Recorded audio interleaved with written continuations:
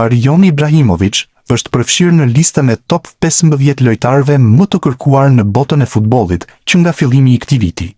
Transfermarkt ka publikuar 15 emra, të cilat janë lidhur me më shumë klube se pjesa tjetër. Futbollisti me origjinë shqiptare mban vendin e dytë. Ibrahimović, kartonin e të cilit e zotron Bayern Munin, është lakuar në plot 13 klube të ndryshme. Më shumë se ai, ka parë vetëm Abubakar Sedikinte, pikërisht me 15 klube. 20 vjeçari që luan me moshat e Gjermanisë e mbylli sezonin e fundit si i huazuar të Heidenheim. Disa prej emrave të cilat përmenden si destinacioni i radhës janë Hoffenheim, Augsburg, Werder Bremen, Stuttgart, PSV, Brighton, Crystal Palace, Fulham, Brentford dhe Aston Villa. Te Heidenheim pati një rritje të madhe, pavarësisht se klubi në fjalë ranga kategoria. Ibrahimović po ashtu ka luajtur me ekipin e parë të Bayernit, por nuk është në plane për të ardhmen. Më parë është treguar edhe si dëshire trajnerit Alban Bushi te kombëtarja U21. Për shkak se nuk ka luajtur me ekipin e parë të Gjermanisë, ekziston akoma mundësia që në të ardhmen të vesh fanellën kuqezi. Ledian Memushaj ka nisur një kapitull të ri të rëndësishëm në karrierën e tij, teksa është prezantuar si trajneri më i ri i skuadrës së Team Altamura në Serinë C italiane. Ish mesfushori i kombëtares, i cili ka nisur tashmë karrierën e trajnerit, provoi Serinë D me klubin e Leon, e tashmë është i ngjitur një kategori më lart, në një klub që ka besim se ai mund të bëjë një hap tjetër para. Kjo duket nga fjalët e drejtorit sportiv të klubit, Matteo Lauriola. Ai është një surprizë si trajner, por e njoh që nga koha e tij te Karpi dhe Lecce. Si lojtar, ai ishte një lider. E kontaktova edhe vitin e kaluar, por ekzistonte faktori i panjohur i një grupi të ri, një kategorie të re dhe ai si një fillestar. Ai do të bëjë të flitet për to, sepse është një trajner me një prirje të fortë ofensive dhe koncepte që përputhen mirë me grupin që kemi tashmë. Projekti tekniko-taktik po vazhdon, pavarësisht ndryshimit në pankinë. Ai ka shumë personalitet dhe koncepte të qarta. Ishin fjalët e drejtuesit që i ka besuar skuadrën me mushajt. E ardhma e Cristian Aslanit vazhdon të mbetet një nga temat më të diskutuara të Interi në prag të merkatos verore. Mesfushori i kombëtares nuk konsiderohet i paprekshëm nga drejtuesit zikaltër, të cilët po vlerësojnë mundësitë për të sistemuar përfundimisht situatën e tij gjatë muajve të ardhshëm. Sipas raportimeve nga Italia, Interi mund të arktojë një tjetër shumë të rëndësishme nga largimi i Aslanit. Klubi turk i Beshiktaşit po monitoron me interes situatën e 24 vjeçarit, edhe pse duket e vështirë që të paguajë 12 milion euro për kartonin e tij.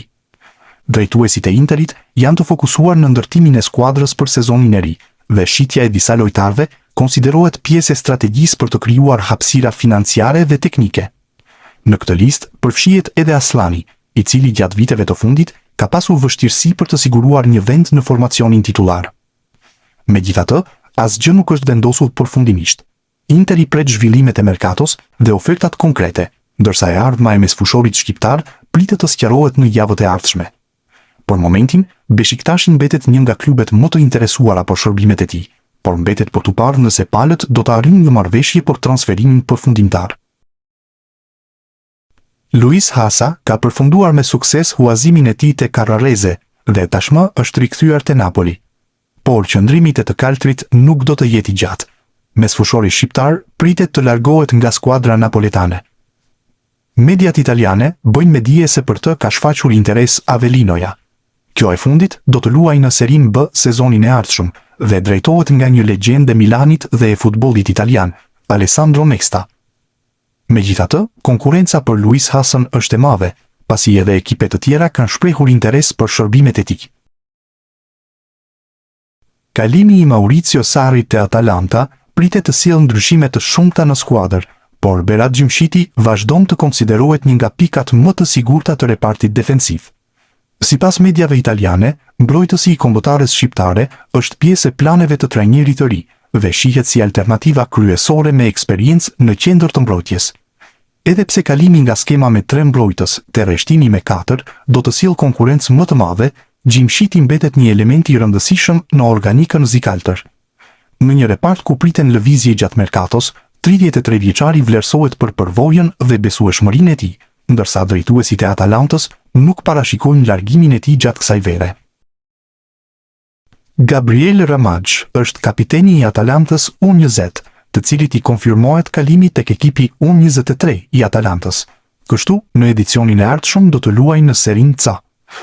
Qendërmbrojtësi vendosi të afrohej te Shqipëria U21, pasi la Italinë U19.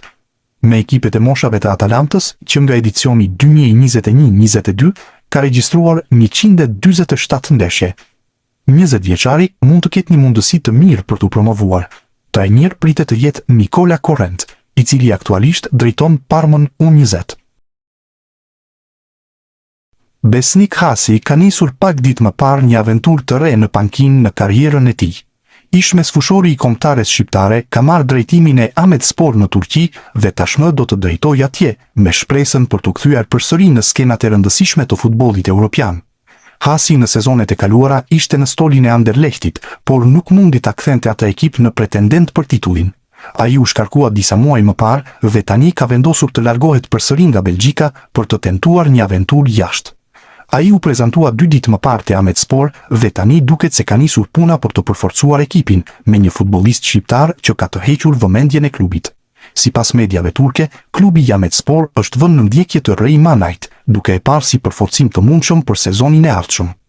Manaj i u bashkua përsëri Sivasporit gjatë merkatos së dimrit, por me ndërrimin e drejtuesve të klubit 2 javë më parë, edhe ai ka vendosur të largohet nga kjo skuadër, e cila nuk ja doli të kthehet në elitën e futbollit turk. Për të siguruar firmën e tij, Ahmetspor duhet të mposhte edhe rivalitetin e Çorum apo Kayserispor, të cilat gjithashtu raportohet se kanë shfaqur interes për sulmuesin e kombëtares shqiptare. Kjo do të jetë një verë vendimtare për të ardhmen e mesfushorit të talentuar shqiptar Dejan Vranici. Mesfushori me tipare sulmuese, pas shumë vitesh në Akademinë e Parmës, ka vendosur të largohet për të provuar futbollin profesionist. 20 vjeçari vjen pas një sezoni me luhatje për shkak të dëmtimeve që i kanë kufizuar minutazhi në fushë, por shpreson që në klubin e ri të arrijë të tregojë sa vlen dhe cilësitë që ka, të cilat e kanë bërë prej vitesh pjesë të ekipeve të moshave të Shqipërisë. Sipas mediave italiane, janë klubet e Novara, Alcione Micano dhe Pescara në Serie C, ata të cilat kanë shfaqur interes konkret për të firmosur me djaloshin shqiptar.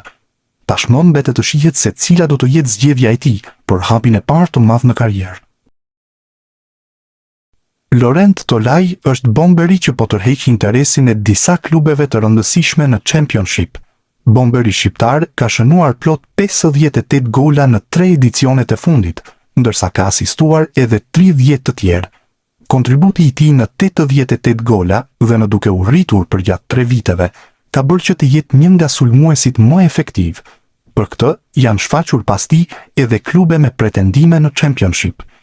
Edicionin e fundit e mbylli me Plymouth në League One, që është ndryshe kategoria e 3 për nga rëndësia në Angli. Shërbimet e tij ndërkohë i kërkojnë Millwall, West Brom dhe Stoke City, të 3 këto klube me synime të mëdha. 24 vjeçari ka kontratë të vlefshme deri në vitin 2029. Ngjitja në një nivel më të lartë duket e pashmangshme, ndërsa duhet përmendur fakti që mund të luajë për Shqipërinë. Tolaj deri tani është aktivizuar vetëm me moshat e Zvicrës. Nëse federata e bind, kuqezinjve mund të ushtohet një bomber. Më parë është shfaqur duke festuar gola me shqipon, duke treguar lidhjen e tij me origjinën. Fundi i muajit qershor do të sjellë rikthimin e disa lojtarëve nga huazimet te klubet e tyre respektive në Serie A. Mes tyre edhe 2 futbollistët shqiptar, Kristian Aslani dhe Marash Kumbulla. Sipas një analize të publikuar nga mediat italiane, rikthimi i lojtarëve që nuk janë pjesë e planeve afatgjata të klubeve përbën një barë financiare të konsiderueshme për skuadrat italiane. Në rastin e Interit, Kristian Aslani do të kthehet nga Beshiktasi me pagën e mesfushorit shqiptar që ka vlerën e rreth 1.4 milion eurove në sezon. Zikaltrit pritet të kërkojë një zgjidhje të re në merkato për të shmangur mbajtjen e një lojtari jashtë projektit teknik. Një situatë e ngjashme paraqitet edhe te Roma me Marash Kumbullën. Mbrojtësi shqiptar rikthehet nga huazimi te Mallorca, ndërsa kontrata e tij i kushton klubit verdekuq rreth 1.8 milion euro në sezon. Edhe pse Roma nuk e konsideron çështjen shqetësuese, e ardhmja e Kumbullës mbetet e hapur dhe gjatë merkatos verore priten vendime për destinacionin e tij të ardhshëm. Në total, Aslani dhe Kumbulla përfaqësojnë mbi 3 milion euro kosto vjetore për Interin dhe Romën, ndaj të dy klubet do të synojnë të gjejnë zgjidhje sa më shpejt për të ardhmen e dy lojtarëve shqiptar. Portieri Ramaj nuk është në planet e Borussia Dortmund. Ky është raportimi nga Gjermania, ku tregohet se portierit i është komunikuar vendimi i klubit. Ramaj u transferuar për 5 milionë euro në shkurtin e vitit 2025. Kontrata e cila zgjat deri në vitin 2029 është një problem. Pas huazimeve të Copenhagen dhe Heidenheim, mbetet për të parë cila do të jetë aventura e radhës. 24 vjeçari po largohet nga Dortmundi akoma pa debutuar, ndërsa një vit më parë shprehej se nuk pranon stolin. Interesante do të ishte nëse do të shfaqet sërish si opsion për Shqipërinë. Zgjedhja e tij e parë është Gjermania, ndërsa më parë zbulonte se kontaktohej nga kuqezimt. Një prej emrave më të nxehtë në merkaton e verës pritej të ishte padyshim Steven Shpendi. Sulmuesi i talentuar kishte shkëlqyer në edicionin e fundit me fanellën e Empolit dhe raportohej se disa klube ishin vënë në ndjekje të tij edhe nga Serie A. Por në mënyrë të papritur, është mësuar se ai është pranë firmës me një tjetër skuadër të Series B. Sipas Sky Sport, Shpendi po bëhet gati të transferohet në radhët e Padovas, e cila është gati të blejë kartonin e tij nga Empoli. Arsyeja mësohet se është raporti që ai ka me trajnerin Antonio Calabro, i cili e ndihmoi të rikthehej në formë në sezonin kur ishte huazim te Carrarese. Calabro do të marrë drejtimin e Padovës dhe Shpendi ka qenë një nga kërkesat e tij, që klubi po bëhet gati të plotësojë.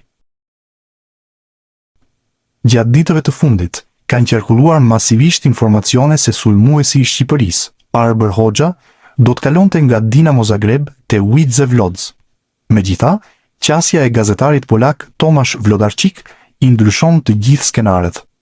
Wlodarczyk shprehet i bindur se transferimi i shqiptarit te Widzew Łódź nuk do të ndodhë, pavarësisht aludimeve. Nuk jepen më shumë detaje nëse ka të bëjë me kërkesat e Dinamo Zagreb apo sulmuesi kuqezi kërkon ekip më dinjitoz në arenën e futbollit evropian.